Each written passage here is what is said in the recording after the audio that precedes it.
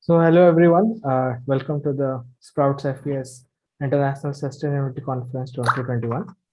Uh, in this workshop for payment for ecosystem services, we have with us Mr. Ashish Mehta.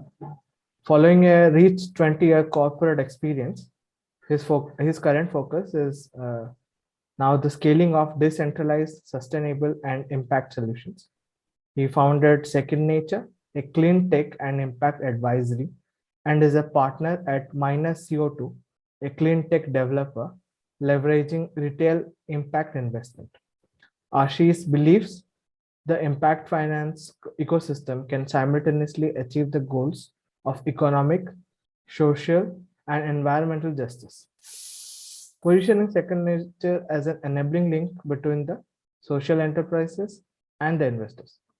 He has an MS in Applied Systems from the University of Cincinnati, USA, and 20 plus articles in different periodicals, books, journals, and also has more than 8 patents with him. I welcome you, sir. Thank you. I'll go? Yes, sir. You're good to go. Okay. So I'll share my screen for everybody and welcome everybody. Thanks for joining in. Let me just share my screen because I'll be running a presentation for this. Just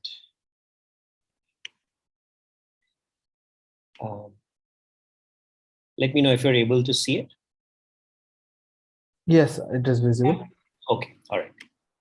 So as Dviti, right? You're Dviti? Yes, I'm Dviti. Yeah. As Dviti just said, the topic that we're going to cover is what's called payments for ecosystem services, PES. And I think I was looking at the sessions yesterday night, and most of the conversations are actually about the ecosystems. And what I'm trying to bring in a little bit different perspective is on the capital side of it or the financing side of it, because even in the last conversation that Jayavardhan was saying, how do we really get more involvement of everybody from a capital and financing standpoint? What's the model to do that? So PES comes across as one of those, which is why I thought it might be an interesting topic to cover in this in this ISC conference. So just briefly, agenda, we'll do a little intros. I think I've already got my intros. Cover what are ecosystem services and the essentials of PES. And naturally, like, for everything, I feel the first question after you get the theory is, does it really work? And, how we are thinking about it. I think FES, everybody knows it's one of the sponsors here. So I'm not going to really talk about that. What I do want to say is FES has been also running this program, which is probably where this session also is the on social and ecological transformations. And that's how we got involved with them upfront as Second Nature. And we started looking at the space of how do you really think about the investment side and basically the investment and financial market side with the social and ecological enterprises. So we also conduct something called an impact investment primer, again with FES, it's IIP. And the IIP, actually last year, we did it during COVID. That was the first time we did it. And we were working with enterprises that are working in the social or environmental space. And it turns out that a lot of them, for them, the constraint is around financing. And having had some background in that space, I got deeply involved in looking at that. So I run those sessions. But the reason I'm telling that background is some of the enterprises, actually, their work would fall into pure play ecological services. And, I think Sprouts also, for all said and done, is within the ecological services space itself. So when you look at ecological services and you look at financing, we started looking at what are the avenues. And that's where this idea about looking at, what's called PES came about. But just first step back and let's say what's impact investment, right? Because that's the broader umbrella. So we traditionally have this view of, as a society, that you can't do well and do good at the same time. And by do good, you really mean you're doing good for society, you're doing good for others. You lead a simpler life in a way. So you're doing good for others. And do well is the, you do a professional degree, you get a job, climb the corporate ladder, get material comforts. And that's traditionally been viewed as doing well. And we've been trained, and I run some sessions for students also, college students. And the thought is always you can't do good or do well at the same time. If you have a 9 to 5 job, you can go and do charitable work on the weekends or after your work hours. And you can't combine those two. And impact actually says that that's no longer true for two primary reasons. One, that we actually, the state of the world, and again, I think you guys are all more experts than I am in this room, in that space. The state of the world is such that to solve the kind of global problems we have, philanthropy, charity, governments will not be able to have the same resources to solve the scale of the problems. And we all know that from what we look at around when you look at even climate change. And the second thing, more importantly, is that capital is sitting out there. So if you think of capital as a commodity, it's like water. It'll always find a way to flow. And so if you look at the big problems today, they actually happen to be in the social and 300 million students education problem in India. Those are kind of things that you have to bring in entrepreneurial big capital into the mix. And that was the idea that Impact said, that actually you can combine doing good and doing well. And the definition, the simple definition for impact is that investments that are made with the intention of generating both a financial return and impact, whether it's social or environmental. So sometimes you hear this term called double bottom line or triple bottom line of a company or a corporation. So when you do double bottom line, essentially it means you've added one of the other aspects, whether it's social or environmental. And a triple bottom line is when you're doing everything.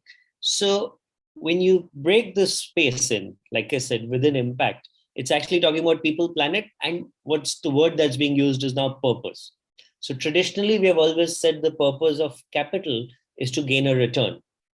The whole ecosystem is changing. And this is something that I know a lot of us have difficulty believing, that capitalism is going through this journey of saying our purpose also has to involve people and planet. And it can't just be profit, which is which is the impact investment background. So in this space, and through the presentation, I'll probably use my cursor, hopefully you can see it. When you start looking at the planetary side is where this, our ISC and this session comes in, is whether you look at emissions, whether you look at sea level flood regulation, you look at forestry, toxic substances in the water flow, all these would fall into the ecological services space. And that's where impact actually becomes the overarching umbrella, the idea of impact within which we look at PES. So I'll talk a little bit about, maybe ecosystem services. I know, like I said, I'm not the expert in that. I come with an engineering background, as Dviti introduced me. And my foray into the sustainability side is relatively. Sorry, sir. I think you accidentally went on mute. Yeah, sorry about that. I said I have, my foray into this space is in the last 3 to 5 years, and some of you have a lot more expertise in that. So I won't claim to have expertise on that. I'll again come at it from a standpoint of how do we think about some of the sustainability side of it from a financial perspective. So just how the Undp defines ecosystem services is around four real parameters, or four services that ecosystems provide. And these are generally, our forests, mountains, grasslands, wetlands, freshwater. And it's about provisioning, where you actually get food, materials, and those kind of things. Regulating, which is where the entire space of climate change and pollination, carbon storage, all of that goes in. Mangroves help with flooding, flood regulation. Cultural, which is interesting to see, actually the authorities and bodies that are think tanks do call out that the aesthetic side of it and the recreational, cultural, spiritual side of it also is a big value proposition. It's not something that has no real value. And naturally supporting services, which is where soil formation, biodiversity, habitats, all that comes in.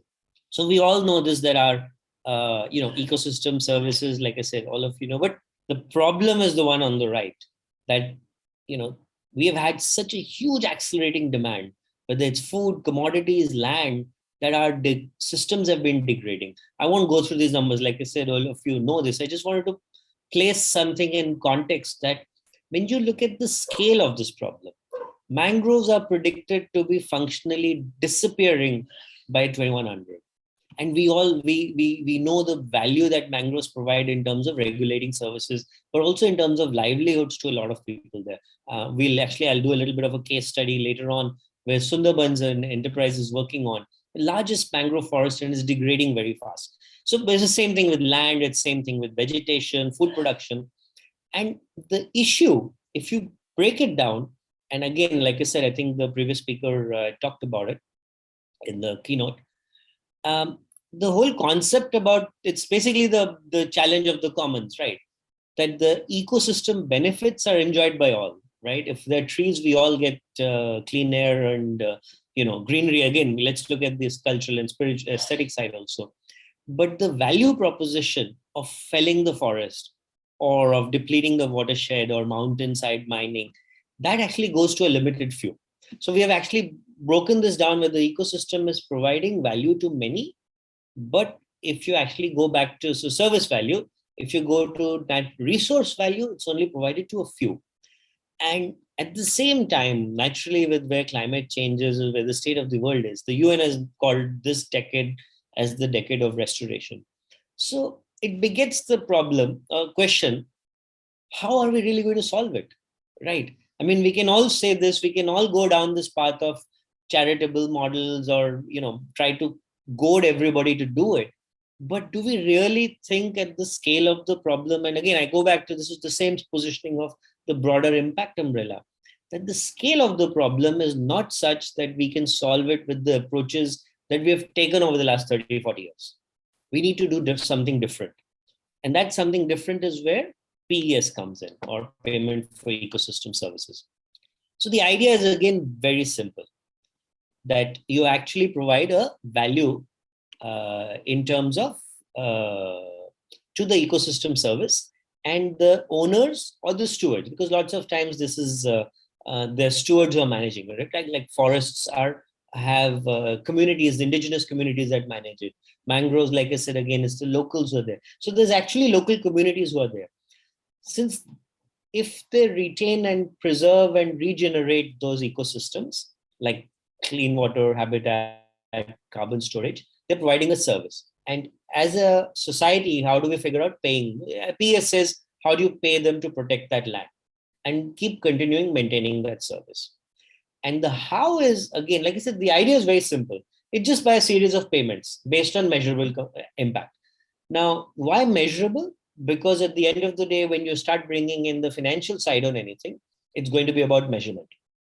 And I think that's one of the big issues that comes in, is how do we really make sure that our measurements are in place to be able to do proper attribution. So like I said, the idea is simple. Obviously, there's complexity. I'll talk a little bit about challenges and all later. But if just to illustrate it from a visual standpoint, on the left here, you can see my cursor? Yes, sir. Yeah, you guys can see my Yes, cursor? sir. Yeah, okay. Yes, sir. On the left is what is business as usual. Land for agriculture is the example we're taking here. And this whole box indicates the returns from agriculture that a farmer has. Right now, we know that current agri practices are obviously degrading the land and causing a lot of problems. I won't go into that. But this is the earnings. If we move into a PES model, what will happen is two fundamental things. One is, because they'll have to make changes in their agri practice. So we're not saying it won't be change in agri practice. When you say sustainable agri practice, so let's be upfront about the fact that the returns from that agri practice will go down. So this net, I have a drop here, right? So I've actually lost some value and that's the reason that these ecosystem services keep degrading, because of this drop, right? PES comes in and says, actually, because of those ecosystem benefits, whether it's flood, water, all these, again, water regulation, habitat, in the case of agri, it's obviously there's very nice example in France also. I'll talk a bit about it. And so PES gives you a lot of ecosystem benefits. Now, the interesting thing with PES is every time you do one service, like again, when you do land, if you start planting something more efficiently, it helps the soil regeneration, it helps water table, it helps obviously livelihood. So there's not just single benefit PES, but PES actually brings in multiple ecosystem benefits. So if you can measure some of them, you end up having a value proposition for which the farmer gets paid. The minimum still has to be what they were getting paid earlier, right? So this attribution has to be done, this assessment has to be done, but the maximum can go up to here depending on what can be valued. And so this becomes the interplay. And guess what happens? Financial systems love areas where there is you can actually change, your model. You can think about what's the risk, what's the return, and you can bring in different elements through the journey, whether it's CSR funding, whether it's private funding, whether it's investor funding, to actually propose and bring these value propositions to the table. So that's the real premise around PES. The livelihoods get better. Naturally, this is a collaborative approach. You have to work with the farmers, have to work with the ecosystem owners, have to work with the entities that are participating with them. And so the twin objectives really, while it is preserving and protecting the natural ecosystem, it's also, and maybe more importantly, providing livelihood opportunities. Because again, let's go back to what's the reason for the stress on ecosystems. Part of the reason is that the stewards of those ecosystems are constrained by what they can get out of their land. So it's easier to go and fell a forest and plant, crop agri-based crops there rather than maintain the forest. And so if you start providing those livelihood opportunities, and livelihood doesn't only cover salaries, right, or income, it covers just the fact that that's the traditional approaches. They actually like to do that. You also help solve things like migration problems and other issues that are prevalent in our modern societies. And this is why it becomes a true win-win across all these factors, right? The local community funders obviously get some value proposition out of it. And naturally, whatever is the entities that are working on the ground as a sustainability company, and society and environment. So how do you structure the PES, right? So ultimately, like I said, it's a series of payments that's going. Generally, there are two models if you look at the research. I mean, if you look at the case studies. One is an output based. Like I said, there's a measurement. You can actually measure the level of CO2 sequestration. You can look at the biodiversity increase over a period of time. So actual measurements along the way. And based on those measurements, you start making payments. So it's like a payment by results kind of model. And the other is input based. To be honest, input based is where most of the current PES opportunities are, how the funding goes. But that's also because we do know, if you take, again, let's take the example of agriculture. If you know that you will use less nitrates in your fertilizing approach, right? You go more organic, it will help the water table. We know that. So if today you're planting X amount of fertilizers with nitrate concentration, if I reduce that X below some level, I know that over time that creates a positive impact. So input based, which is scientifically known to have an impact, also work within PES, right? Just quickly, the actors on the left that work within a PES system. So when you bring this together, like I said, it's a very collaborative model that comes in. There's obviously a buyer. The buyer could be a private company, could be a government, could be an NGO, could be a foundation. They're sellers of these ecosystems, naturally, like the farmer who's actually providing that service, and intermediaries, and naturally not, and obviously knowledge providers. We I think in some place now we're starting to see ourselves as playing this role. This frankly is the first time I'm doing a talk on PES. Like I said, we got pushed into it with the exercise last year with some enterprises interested in looking at models for their ecosystem services within the impact umbrella. And so we're working through that, and hopefully towards the end, I'll talk a little bit, we'll open some discussion time on that.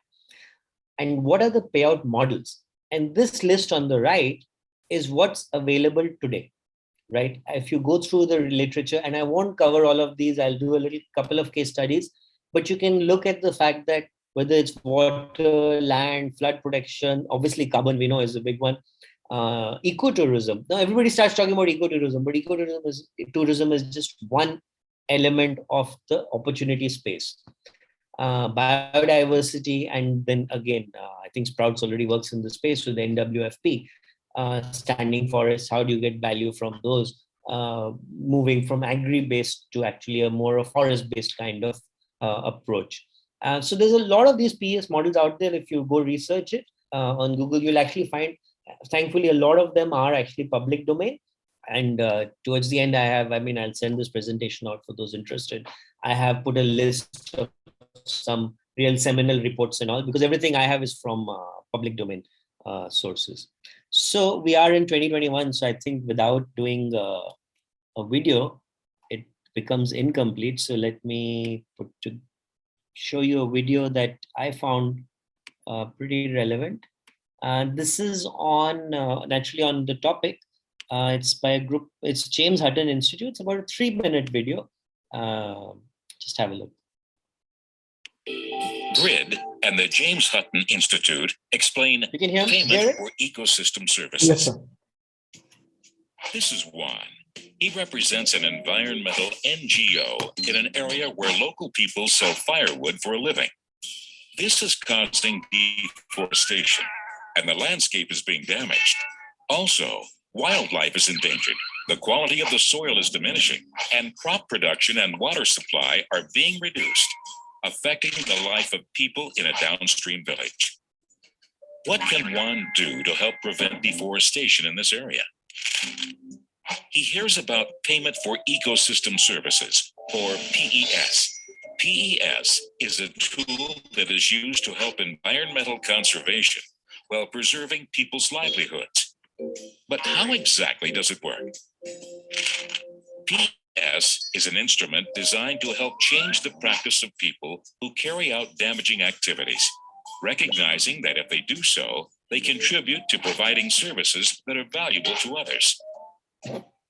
For example, downstream villagers can pay those who cut down trees to plant new trees and take care of the forest instead. This allows them to continue earning a living while improving the environmental conditions of their communities without damaging other communities. To make it work, the agreement needs to be beneficial for all parties. For those who invest in paying for the change of practice, the benefits need to be big enough to compensate for the money that they have invested. And for those who change their activity, the payment they receive has to be at least as large as what they were paid before the change. PES can only work where there is transparent institutional capacity, where resource access and ownership is not in dispute, and where there is a balanced distribution of power.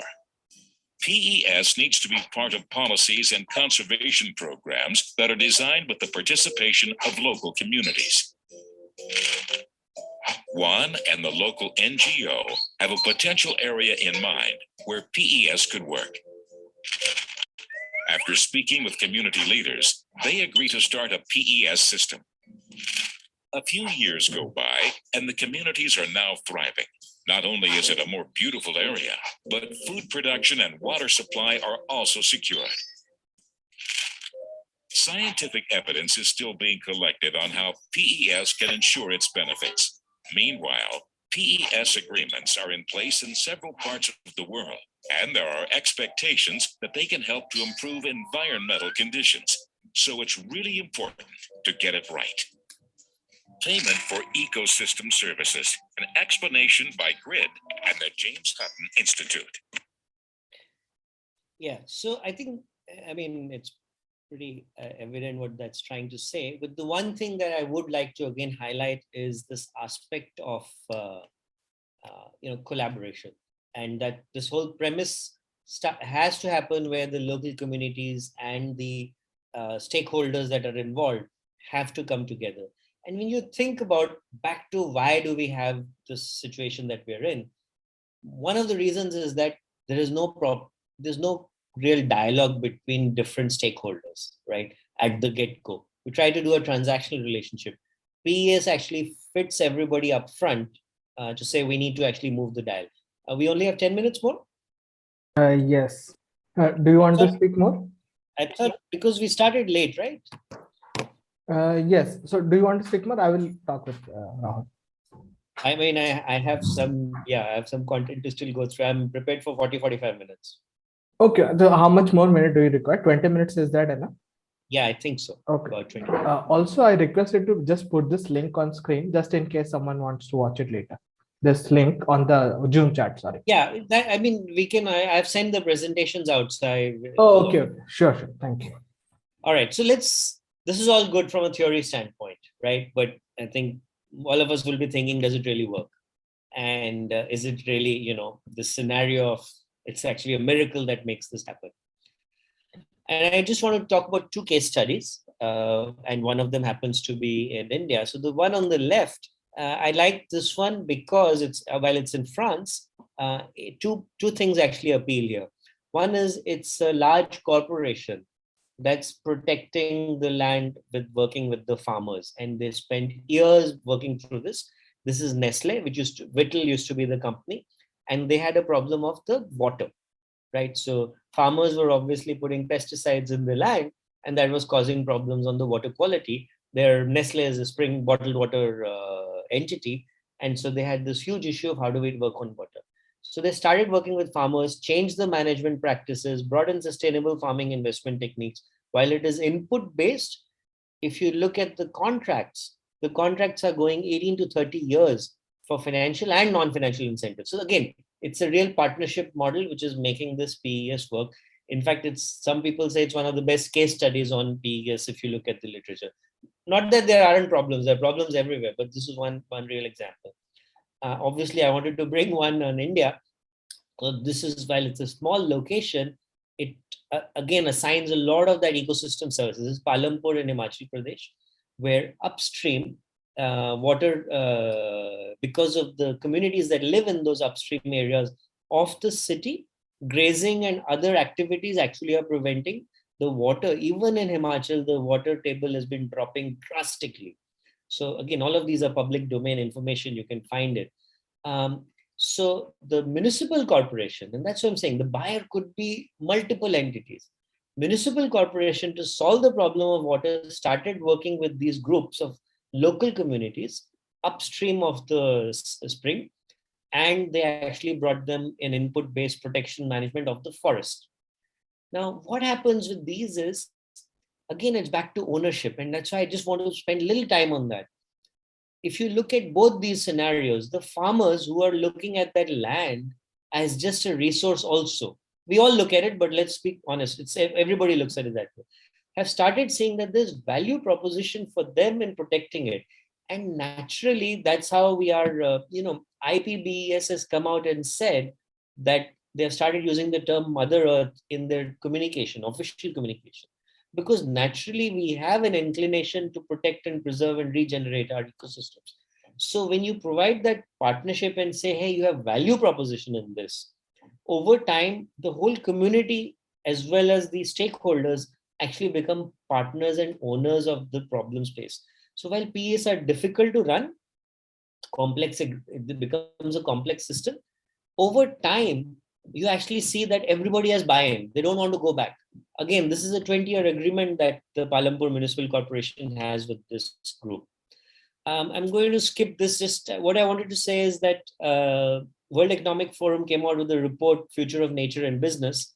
And if you look on the right, they're talking about natural climate solutions, going to be a huge opportunity. And again, my point is, let's think back from a standpoint of financial and investment kind of return. And so regenerating biodiversity, forest, peatland, all of this is supposed to create a huge value. And today, the lack of natural climate-based solutions, GDP-wise, this report says 63% of it is risk. 63% of it is at risk in Asia Pacific in the next 10 years. So there's actually a lot of value that the world sees, the economic side of the world also sees in this. And we just need to make sure that everybody starts aligning on that. I had something on carbon because I thought it's very difficult not to cover carbon, because carbon is a space that today has that value proposition. We all know about carbon credits, but for shortage of time, again, I think I just wanted to highlight the fact that carbon itself is available to a lot of ecosystem services. And there are models out there which allow you to use carbon offsets in the right way. The whole debate is around, does net zero mean it's a bad thing? But there are entities that are using science-based targets and actually moving into that direction, which are also bringing in offsets. So whether it's a forest, whether it's agri-forestry, whether it's cook stoves, there's actually a lot of opportunities in the space of, firewood for cook stoves have a carbon value which can be offset over time. So actually there are return models in that. And so there are good ways of doing these things also, not just the sort of the bad way. I did start this with saying we got pushed into the space late last year, early this year. Not an expert in PES at all, but started looking at the work that's happening because of the initiatives that we were doing with the impact primer. And these were enterprises that had come with problems that they wanted to solve at scale. So a lot of this is obviously about scale. When you want to do a small project and you want to do some on the ground, you can find some willing volunteers, charities, some philanthropy, some CSR to do it. How do you do something over 10 years? How do you look at this? This is actually forest land in Wayanad. I don't know if anybody is from Kerala, but when you're sitting far away from Wayanad, you think it's all green, but this is the forest land. This is as degraded as it comes in, even close to our cities. And so how do you solve the problem of 300 square kilometers, 200 square kilometers? This is in the Kabini catchment. So here we're looking at a PES opportunity where carbon sequestration, non-wood forest products, water, like I said, is a big focus for PES. Like from a buyer standpoint, a lot of people are interested in water security. And this is obviously with Kabini. So this enterprise is looking at regenerating that forest with biodiversity conservation of native species. I think rivers, somebody is probably here itself because this is Mumbai based. A lot of us are from Mumbai, so some of you know. But we're starting to look at what happens with the water flow management because it prevents flood risk, but also fishing community. And the big one is waste, right? Waste that goes in. Now we know waste has a value today. So if you start solving this, like I said, PES ends up providing multiple benefits. I do love this one on Sundarbans. It's kind of getting close to my heart because of the opportunity space within the Sundarbans itself. And, we know that sea level regulation is becoming a big, huge problem when we look at our cities. And the moment you do in one area, you can actually scale it to other areas. While the problem solution will not be the same and the approach might be different, the idea of working with the local communities and ensuring that they're able to regenerate that. So this enterprise is working on the local varieties of rice there and honey bees that are in that area, but also disaster. And how do you create a PES in those spaces? And finally, a very innovative one that, again, a person from Mumbai is doing is high density tree plantation on small marginal farmer landholding. And over time, they actually want to look at even when you start thinking of these as private forests, which back to the fact that we are all really fond of Mother Nature, there may be enough people, corporates, individuals, retail investors interested in the private forest ownership itself of it, right? And be able to do that branding. So they're trying both sides, the PES traditional model, as well as a retail model from a pure play. It's actually set up as a for-profit business is what the goal is. Obviously, it takes time, but these prototypes are already in place. The work is already happening, right? So my contention is that, yes, there are challenges, but it does work. How much time do I have? Do I have 5 to 10 minutes more? 5 minutes. Okay. I think some of you can see that there's going to be a lot of criticisms and, there's challenges, risks, but that's true of everything. 2-3 things to highlight is the philosophical side from a criticism standpoint. Should we really ascribe a value to, ecosystems and ecosystem services? And the belief, and there's a person in the UK, Sir John Lawton, I think is his name. One of his views also is that it actually assigning some kind of a value brings different stakeholders to the table in a common fashion. And so there's some real purpose in trying to do that also. And, rest of it is a game of how do you actually position it. But the fact is that it does bring people into the room. And that's the starting point of saving ecosystems, because it's not a project model. It's a sustainability model over a long period of time. And the other one I'll say is really a lot of talk comes about measurement and leakage from a risk standpoint. By leakage, you mean if somebody is actually going to protect their land anyway, and you provide some kind of monetary value to them, you're doing double benefiting in a way. Or because you protected this land, you go and occupy some other land and you degrade that, right? So that sort of model. And I would say, and this is me putting on this hat of keeps, we all walk into sustainability and intergenerational equity from a positive mindset standpoint. I would say that these risks and challenges are really positioned around what's a sort of a disincentivized way. It's the way we approach things where we don't believe positive stuff is going to happen, where we believe trust, abuse, subterfuge are the nature of the beast. And PES has also shown, and broadly when you look at sustainability, you have to approach things with the mindset of that, we're building this future and we're going towards that. So if we flip it and say, well, yes, there are challenges, then you can solve for these problems, but let's not start everything with what's the subterfuge going to happen, who's going to mess up, who's going to screw up, who's going to abuse the system. And that's why that collaborative model in PES works. Then it is operational challenge. We can put a man on the moon. We can get 60 people on Zoom in different locations in the world. We're not a society that any longer should be worried about operational challenges. It's daft. I feel very passionately about it, that we start talking about the operational challenges. We have enough expertise to solve them. That's not the problem. So if we can align on principles, if we can align up front, and that's where we are trying to go. And in fact, I think if Mandvi or Anurag or your FES doesn't know, because like I said, this is the first time I've put this on paper, that as the IIP, which is, like I said, our group that we are putting together in the impact space, creates in some form a coalition of the willing.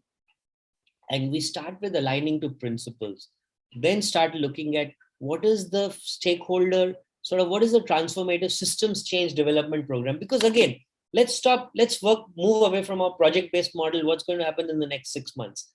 If we take up a forest today, what do we want it to be in the next 10 years, right? How do we sustain it over 2 generations, 3, 4 generations? Because then it becomes a self-feeding cycle. And so that's where we are going. We want to do we're being very ambitious. We want to create some kind of incubator model.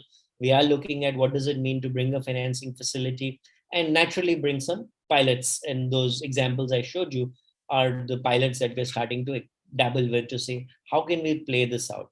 And in that, the coalition of the willing is going to bring in experts from all sides and volunteering people from all entities. And I will make that last point. I'm very energized by the fact that I see whether it's NGOs on the ground, whether it's the local communities who are working with those NGOs and participating with them, government officials. We just saw a previous speaker from government background. Palampur Municipal Corporation is playing this role. And frankly, financing and retail entities, all of them have a willingness to work in this space. So let's start from that point and say, how do we bring this together? We don't know exactly where we are going, right? That's why I like this John Shar statement. But we have to go start participating there. And that's where I would say, join in, participate, reach out, and let's build a better, better ecosystem services model ahead. And that's how we should look at PES itself. Thoughts? I'm sorry, I don't know if there's time left, but just like I said, a lot of these are seminal reports that I have, found very useful. And, I'll send out this presentation for those who are interested. Thank you. I'm done, but I can take, if there's time, I can take some thoughts and comments. Yes. So some of the questions I think you have already addressed, like what are the examples where PS has been implemented? It's asked by Sandeep. And there's one question, what is the average earning of a farmer in the Indian case study what you presented? Is there some figures?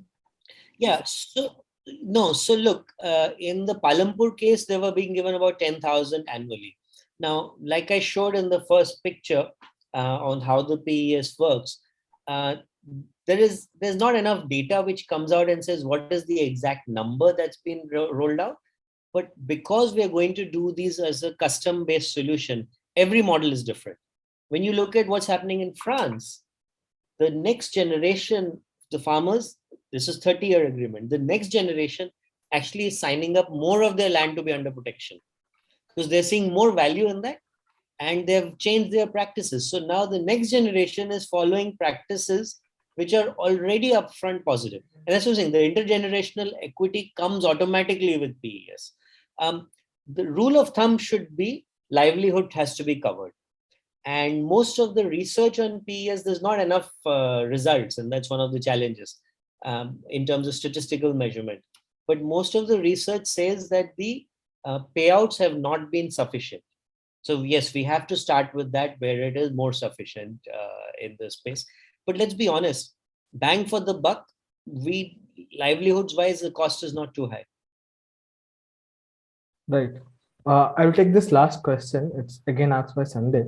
So can you give some more details about the PS incubator? Like would it incubate NGOs or they will incubate farmers directly? No. That's the idea. Most of the times, PES is going to be run by NGO type of organizations that play that intermediary role because they're the ones who have the community buy-in.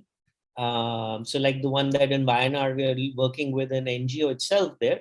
And they are the ones who understand that community, the indigenous community. They also know what are the right ways to look at native species and what sort of relationship will work with those communities itself. And they have again back to what is the contract going to be. So we want to do it that way. But look, this is an ambitious vision. We need people to come on board also. And that's why I use the term coalition of the willing.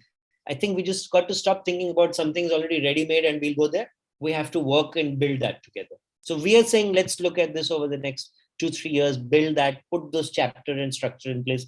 Today is actually kind of a kickoff of this. Hello. Right. Yeah. Hi, can you hear me? Yeah, I can hear you. Hi, this is Rahul here. Yeah, Rahul. And I have one question, or like my observations rather, is that uh, I see that there's hardly any representations for any culture ecosystem services being addressed here Sure. under this model. And so I was just wondering, like, how do you address this like ecosystem service So and it's this not, forte? yeah, it's actually, I mean, it's a good observation. I think in a, I don't know how much time I took, 30-35 minutes. Probably you can't cover all the different ecosystem services that we have to talk through, right? I wanted to talk more from a standpoint of explore this model. But when you go to especially the developing world, now this is where it's always comes back to the divide. The natural capital financing facility, and it happens to be on this slide, which has been set up in Europe. Surprisingly and interestingly, some of their PES that they roll out, and they're a bank actually, they're a bank that funds ecosystem service projects. Some of them are primarily around the aesthetic side, including in urban landscapes. So how do you protect an urban landscape? We're sitting in Mumbai, right? I actually live close to RA colony. It would be lovely to have that kind of model within RA colony or with South Mumbai. How do you protect that? So the models already exist. The case studies are all over. There are enough case studies of every ecosystem service that you want to look at out there. I just can't cover all of them, but they have been modeled. It's about finding that relationship, right, Rahul? Yeah, If you look at it, it's the buyer and seller. It's finding that and building it not transactionally. And I will keep coming back to, if it's not a buy-in at a fundamental partnership level, it will obviously become a project which will, have its own project cycle with its 6 months, 1 year, 3 years. So when you look at these, it is going to be about this long-term view, which is why we have to look at it very ambitiously, that this is where we want to go. true. I agree on that. However, like, one thing is just to give my a bit background of myself. I'm a PhD student at Cambridge, and I'm working in this area, and I'm looking at how we can operationalize these things. Okay. Basically, and my study, like my observations have like noted, I'm working on sacred groves as my Okay. study area, and trying to put in resilience, how we can understand resilience in here. So one So thing, we should connect after this because Sacred Groves absolutely, is very absolutely, brilliant yes. opportunity for us to look at. Absolutely. Yeah. One thing that I noted is that because like lot of work has been done on economic forte, but like there's hardly anything like which speaks about how we address the culture aspects of it. Yes. However, like one observation I would like to share with you is that what this to make it more strong is that if we like Rahul, sorry to rather than interrupt. just focusing on. Rahul, like we really need to close because there are other Yes, I'll sessions. I'll just give Yeah, me a just moment, sure. just very short. Is that like emotions play a larger role, and like understanding people emotions, local community emotions is important. That's what just I've just wanted to like specify. We can connect like later on. Thank you. Yeah, and so I'll just close that with that's why that partnership has to be established. That's why we're saying start with principles. That's why we're saying start with almost like a common platform, these social development programs, transformation, where you talk about systems change, bring everybody in the room. And we are hoping to trial that with, again, Manvi, I can see her here. She doesn't know this, but we are hoping to trial that with, for example, Vayanar or Sundarbans, where you bring all the stakeholders and don't talk about solving the project tomorrow. First, let's say, let's all get together. What's the systems change? Where do we want to go? And then solve it. You have to understand one thing. There is enough capital in the world to solve these problems. That's if you walk away with that, then it is operationalizing, exactly like you said, Rahul. It is about operationalizing them when we go into actual planning and setting up the value proposition. All right. I think we're going to get kicked out now. So thank you. Thank you. Sorry, I don't know whether it's. Yeah, go ahead, Dudi. No, I was just saying, I was thanking you for having this amazing presentation and letting us know about this payment for payment system for ecological system. Sorry. So, like, let's meet on the main room, and I thank you, Mr. Ashish Mehta, for uh, presenting this wonderful case studies with PES, and thank you the participants for asking good questions here. Thank you. All right. Thank Okay. you for the Thanks. session. Thanks, everybody.